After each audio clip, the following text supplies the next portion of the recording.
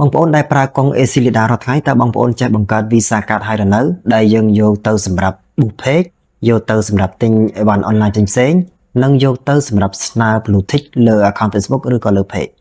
បាទអញ្ចឹងវីដេអូនេះគឺយើងបង្ហាញអំពីរបៀបនៃការបង្កើត Visa Card នៅក្នុងកង់ Accelida អញ្ចឹងបងប្អូនធ្វើការចូលទៅក្នុងកង់ Accelida របស់យើងមកបាទអញ្ចឹងនៅពេលដែលបើកមកគឺវានឹងចេញបែបនេះបន្ទាប់មកបងប្អូនឃើញពាក្យថាបានទេអញ្ចឹងបងប្អូនចុចទៅលើពាក្យថាបានមកដើម្បីបង្កើត Visa Card របស់យើងបាទកន្លែងនេះពាក្យថាបានហ្នឹងបាទចុចមកបន្ទាប់មកបងប្អូនធ្វើការវាយ password ធនាគាររបស់យើងមកបាទបន្ទាប់ពីវាយហើយបើសិនជាវាចេញបែបនេះមានន័យថាយើងមាន Visa Card មួយរួចស្រេចហើយប៉ុន្តែបើសិនជាបងប្អូនវាយហើយវាអត់មានបង្ហាញ Visa Card ទេ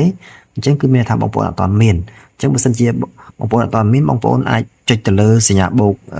រូបកាតនេះបងប្អូនឃើញទេហើយនេះចាំបងប្អូនចុចមកប៉កកន្លែងហ្នឹងមកបន្ទាប់មកបងប្អូនយកពាក្យថាបាននិមិត្តបាទខាងក្រោមគេបន្ទាប់មកមកដល់កន្លែងនេះខាងលើនេះបងប្អូនឃើញទេខាងលើនេះគឺបងប្អូនត្រូវតែ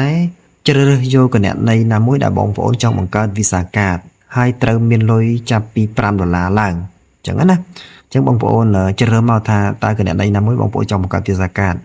ឥឡូវឧទាហរណ៍ថាខ្ញុំចង់ជ្រើសរើសគណនីមួយនេះ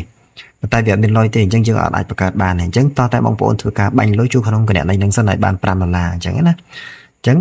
ឥឡូវឧទាហរណ៍ថាខ្ញុំយកគណនីផ្សេងដើម្បីបង្កើតវាដោយគណនីនេះមានលុយអញ្ចឹងបន្ទាប់ពីយើងជ្រើសរើសគណនីមួយរួចហើយបងប្អូនមើលកន្លែងនេះគឺជាកន្លែងដែលគេឲ្យយើងកំណត់ក្នុងការចាយក្នុងមួយថ្ងៃប្រមាណ$ដែលយើងចង់ចាយទៅលើកាតហ្នឹងបើសិនជាយើងចង់យកទៅ book page ទិញអីវ៉ាន់អនឡាញអញ្ចឹងគឺបើសិនជាយើងទិញអីដែលលើសពី$5គឺអត់បានទេអញ្ចឹងណាអញ្ចឹងគឺ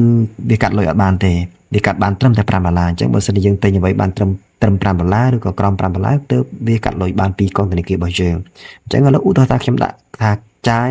សម្រាប់តែក្នុងមួយថ្ងៃ$5ទេដាក់លេខ5បន្ទាប់មកកន្លែងនេះគឺយើងធ្វើការចុចគ្រីសកន្លែងរង្វង់មូលនីមួយមកបងប្អូនឃើញទេចុចមកប៉ក់មកហើយចុចយល់ប្រូមកបន្ទាប់មកបងប្អូនធ្វើការចុចទៅលើពាក្យថាបាន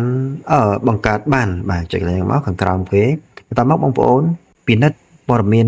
បានចុចមកប៉ក់មកគឺយើងបាន Visa Card មួយអញ្ចឹងដើម្បីបង្ហាញឃើញលេខ Visa Card របស់យើងបងប្អូនគ្រាន់តែចុចពាក្យថាបង្ហាញកន្លែងនេះមកបាទចុចពាក្យថាបង្ហាញដែលខ្ញុំ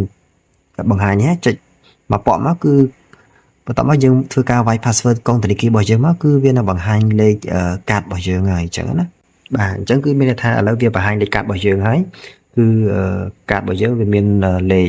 កាតវាមានខែឆ្នាំ